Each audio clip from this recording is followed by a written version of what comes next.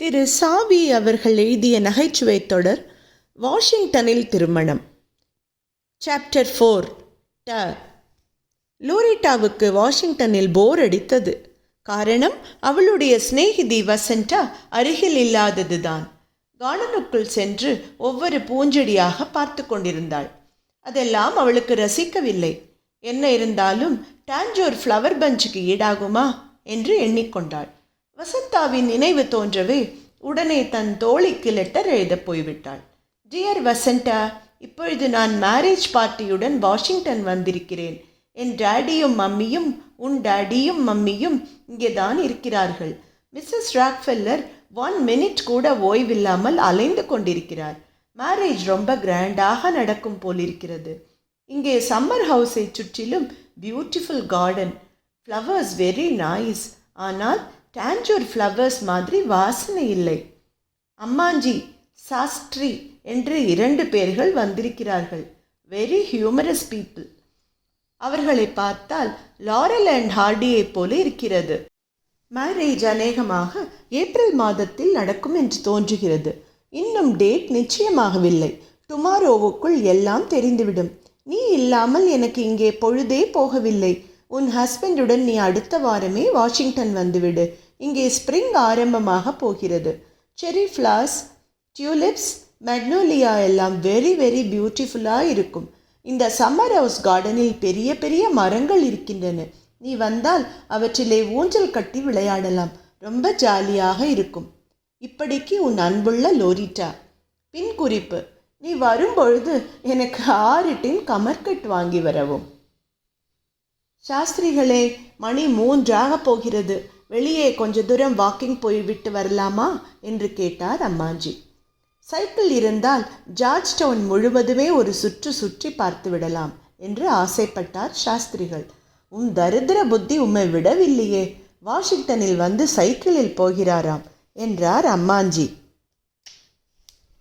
நடந்து போவது மட்டும் குபேர புத்தியாக்கும் என்றார் சாஸ்திரி. அதற்கு வாக்கிங் போவது என்று பெயர்.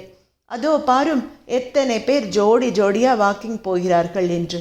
அவர்களெல்லாம் எங்கே போகிறார்கள்? சில பேர் ஷாப்பிங் போவார்கள். எனக்கும் கொஞ்சம் ஷாப்பிங் போகணும் என்றார் சாஸ்திரிகள். எதுக்கு? புது வருஷத்து பஞ்சாங்கம் வந்திருந்தால் வாங்கணும். சாஸ்திரிகளே, யாராவது சிரிக்க போறா? வாயை மூடிக்கொண்டு என்னோடு வாரும். பார்க் பக்கமாக போய்விட்டு வரலாம். உமக்கு வழி தெரியுமா? தெரியாமல் என்ன, சம்மந்தியாத்துக்காரால் தங்க போகிறாளே. அந்த வீட்டை தாண்டி ஆர் ஸ்ட்ரீட் வழியாக நடந்தால் கொஞ்ச தூரத்தில் பார்க். நாம் தங்கி இருக்கிற சம்மர் ஹவுஸ் மேல் மாடியில் இருந்து பார்த்தாலே தெரிகிறதே. வாஷிங்டன் நகரத்தையே நீர்தான் நிர்மாணித்த மாதிரி அல்லவா பேசுகிறீர் என்றார் சாஸ்திரிகள். தக்லியை எடுத்துக்கொண்டீரா? பார்க் பெஞ்சிலே உட்கார்ந்து கொண்டிருக்கிற நேரத்திலே நூற்கலாமே என்றார் அம்மாஞ்சி. ஐயாசாமி, மூர்த்தி, ஹாப்ஸ் தம்பதியர், பிள்ளை வீட்டுக்காரர்கள் எல்லோரும் எதிரில் வந்து கொண்டிருந்தார்கள். எங்கே புறப்பட்டு விட்டீர்கள் என்று அம்மாஞ்சியை பார்த்து கேட்டார் மூர்த்தி. பார்க் வரை வாக்கிங் புறப்பட்டோம். பங்களாவை போய் பார்த்தீர்களா? வசதியாக இருக்கிறதா என்று கேட்டார் அம்மாஞ்சி. ரொம்ப சௌகரியம். 2 வீடுகளும் கூப்பிடு தூரத்தில் இருக்கின்றன. நீங்கள் இருவரும் சீக்கிரம் திரும்பி வந்து விடுங்கள் என்றார் ஐயாசாமி. ஓ எஸ், 7:30க்குள் வந்து விடுகிறோம் என்றார் சாஸ்திரி. அவ்வளவு நேரமாகுமா என்று கேட்டார் ஐயாசாமி. 6:30 மணிக்குள் என்றுதான் சாஸ்திரிகள் சொல்ல நினைத்தார். ஆனால் அவருக்கு 6:30 என்பதற்கு இங்கிலீஷ் தெரியாது. 7:30 என்கிற வார்த்தை தான் தெரியும். எனவே தெரிந்த இங்கிலீஷை சொல்லி வைத்தார். சாஸ்திரிகள் உளறுகிறார் என்பதை புரிந்து கொண்ட அம்மாஞ்சி, நாங்கள் 6:30க்குள் வந்து விடுகிறோம் என்று சொல்லி அனுப்பினார்.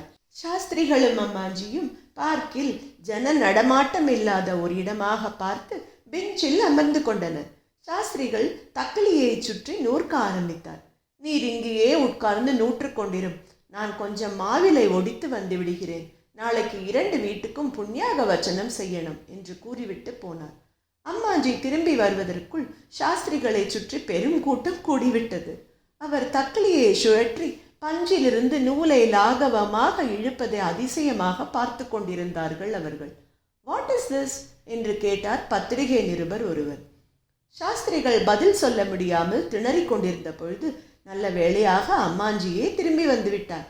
சாஸ்திரிகள் தவித்துக் கொண்டிருப்பதை கண்ட அவர், திஸ் இஸ் டக்லி, திஸ் இஸ் காட்டன் என்று அவர்களுக்கு விளக்கினார். இந்த த்ரெட்டை என்ன செய்வீர்கள்? பூணூல் செய்து பிரம்ம முடிச்சு போடுவோம். அப்புறம் இதை பிரம்மாவே வந்தாலும் பிரிக்க முடியாது. ஒரே தடவையில் அருந்து போகாமல் எத்தனை அடி நீளம் நூல் நூற்பீர்கள்? எவ்வளவு நீளம் வேண்டுமானாலும் நூற்கலாம். ஆனால் தக்களி தரையில் இடிக்குமே என்றார் அம்மாஞ்சி. தரையில் பள்ளம் வெட்டி தக்களி இடிக்காமல் நூற்றால் போகிறது என்றார் ஒரு நிருபர். அதைவிட வாஷிங்டன் ஸ்தூபி மீது ஏறி நின்று கொண்டு நூற்கலாமே என்றார் அம்மாஞ்சி. Wonderful idea. ஒரு எக்ஸிபிஷன் ஷோவுக்கு ஏற்பாடு செய்தால் எல்லோரும் வேடிக்கை பார்ப்பார்கள் என்று சொல்லிவிட்டு போனார்கள் பத்திரிகை நிருபர்கள். அவ்வளவுதான். Spinning man from Gandhi land என்று மாலையே பத்திரிகைகளில் செய்தி வெளியாகிவிட்டது. அம்மாஞ்சியும் சாஸ்திரிகளும் ஜாகைக்கு திரும்பி செல்வதற்குள் மணி 8க்கு மேல் ஆகிவிட்டது. இருவரும் வழி தெரியாமல் தெரு தெருவாக அலைந்து அலைந்து ஜார்ஜ் டவுன் முழுக்க சுற்றிவிட்டு கடைசியாக ஆர் ஸ்ட்ரீட்டுக்கு வழி கேட்டு கொண்டிருந்தனர். வெகு நேரமாகிவிடவே டெல்லி பஞ்சு காரை எடுத்துக்கொண்டு அவர்களை தேட கிளம்பிவிட்டான். அம்மாஞ்சியும் சாஸ்திரியும் ஆர் ஸ்ட்ரீட்டிலேயே அலைந்து கொண்டிருப்பதை கண்ட பஞ்சு, உங்களை தேடிக்கொண்டு எங்கெல்லாம் அலைகிறது? மிஸ்ஸஸ் ராக்ஃபெல்லர் உங்கள் இருவரையும் உடனே அழைத்து வரச் சொன்னார் என்றான். குளிர்ந்த வேளையில் ஜார்ஜ் டவுனை ஒரு சுற்றி சுற்றி பார்த்தோம், அதனால் லேட்டாகிவிட்டது என்றார் அம்மாஞ்சி. வீட்டுக்கு திரும்பி வர வழி தெரியாமல் அலைஞ்சோம்னு சொல்லு மேன், இதிலே வேறு ஜம்பமா என்றார் சாஸ்திரிகள். அலையறதாவது வாக்கிங் என்று சொல்லும் என்றார் அம்மாஞ்சி. அம்மாஞ்சி வாத்தியாரே, கையில என்ன அது என்று கேட்டான் பஞ்சு. மாவிலை கொத்து, நாளைக்கு புண்ணியாக வச்சனம் செய்ய வேண்டாமா? டெல்லி பஞ்சு சிரித்தான். ஏன் சிரிக்கிறாய்? அம்மாஞ்சி கேட்டார். இது மாவிலை இல்லையே, வேறு ஏதோ இலை என்றான் பஞ்சு. பார்ப்பதற்கு அப்படித்தான் இருக்கும், இது அசல் அமெரிக்கா தேசத்து மாவிலை என்று சமாளித்தார் அம்மாஞ்சி. சம்மர் ஹவுஸில் ராக்ஃபெல்லர் மாமியும் மற்றவர்களும் கல்யாண ஏற்பாடுகளை பற்றி சர்ச்சை செய்து கொண்டிருந்தார்கள். அம்மாஞ்சியும் சாஸ்திரிகளும் வருவதை கண்டதும், வாங்கோ அம்மாஞ்சி, ஏன் இவ்வளவு லேட் என்று கேட்டார் ஐயாசாமி. இந்த பேப்பர்காரால் எங்களை விட்டா தானே கேள்வி மேலே கேள்வி கேட்கிறார்கள். தக்களியில் நூல் நூற்று காட்டணுமாம், அதை ஒரு எக்ஸிபிஷனா நடத்தணுங்கிறா. ஆகட்டும், வாஷிங்டன் ஸ்தூபி மேலேயே ஏறி நின்று நூற்று காட்டுகிறோம் என்று சொல்லி தப்பித்து கொண்டு வந்தோம், அதுதான் லேட் என்றார் அம்மாஞ்சி.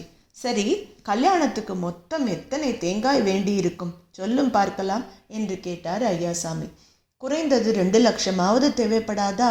ராக்ஃபெல்லர் மாமியை சார்ந்தவாளே நிறைய பேர் வருவாளே என்றார் அம்மாஞ்சி. 2 lakhs போதுமா? 1 million கோகனட் வேண்டுமானாலும் ஹவாயிலிருந்து வரவழைத்து விடுகிறேன். எங்களுக்கு அங்கே ஒரு பெரிய எஸ்டேட் இருக்கிறது என்றாள் மிஸ்ஸஸ் ராக்ஃபெல்லர்.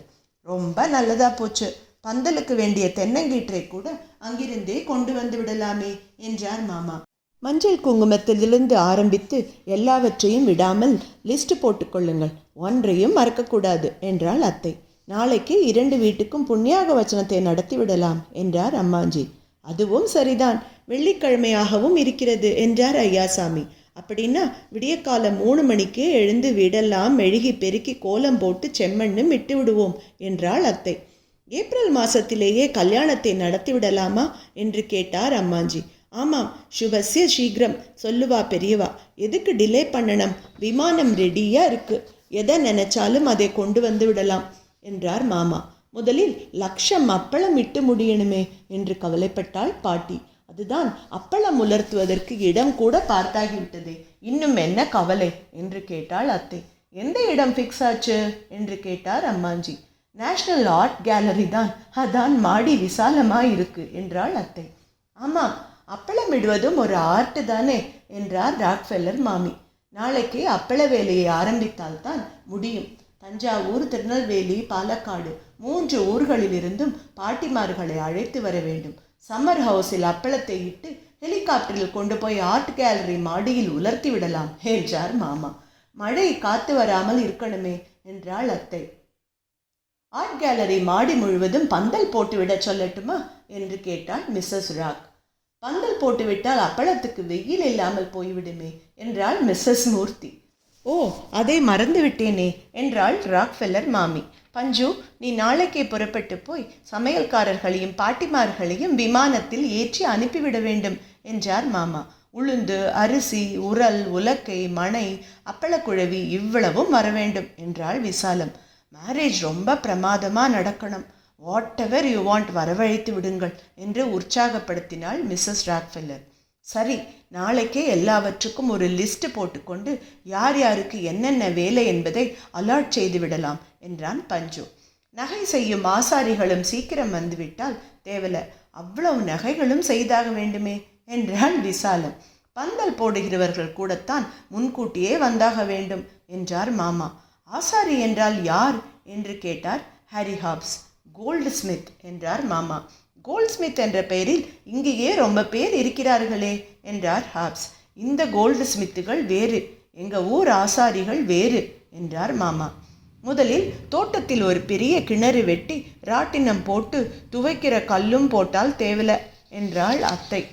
நானே சொல்லணும்னு நினைச்சேன், நமக்கெல்லாம் மடியா ஸ்நானம் பண்ணுறதுக்கு ஒரு இடம் வேண்டுமே என்றாள் பாட்டி. சரி சரி, நேரமாகிறது, எல்லோரும் தூங்க போகலாம், விடியற் காலமே எழுந்திருக்க வேண்டும் என்று கூறினாள் அத்தை. மிஸ்ஸஸ் ராக்ஃபெல்லர் மட்டும் அன்று இரவெல்லாம் தூங்கவே இல்லை. தன்னுடைய உறவினர்களுக்கும் சிநேகிதர்களுக்கும் டெலிஃபோன் செய்து காலையில் ஹோலி வாட்டர் ஸ்ப்ரிங்க்லிங் ஃபங்க்ஷன் நடக்கிறது, அவசியம் வந்துவிடுங்கள் என்று ஒவ்வொருவராக அழைத்து கொண்டிருந்தாள். பொழுது விடிந்ததுதான் தாமதம். ஜார்ஜ்டவுனில் உள்ள பெண்மணிகள், ஆண்மணிகள், சிறுவர், சிறுமியர் எல்லோரும் வேடிக்கை பார்க்க வந்துவிட்டார்கள். காரணம், சம்மர் ஹவுஸ் வாசல்களில் கோலம் போடும் காட்சியை காணத்தான். பாட்டி ஒரு பாத்திரத்தில் அரிசி மாவை கரைத்து எடுத்துக்கொண்டு விரல்களை வளைத்து வளைத்து போட்ட கோலத்தை வைத்த கண் வாங்காமல் பார்த்து கொண்டிருந்தனர். விஷாலம் குழல் கோலம் போட்டாள். அத்தை செம்மண்ணை கரைத்து கோலங்களுக்கு சிவப்பு நிறத்தில் பார்டர் கட்டினாள். லவ்லி டிசைன்ஸ் என்றாள் Mrs Rockefeller. Red border wonderful என்றாள் மிஸ்ஸஸ் ராக்ஃபெல்லரின் சிநேகிதி ஒருத்தி. How do they put parallel lines என்று வியந்தனர் இன்னும் சிலர். சந்திர மண்டலத்துக்கு ராக்கெட் விடுறவாளுக்கு நாம் கோலம் போடுறது ஒரு பெரிய அதிசயமா இருக்கு என்றார் மாமா.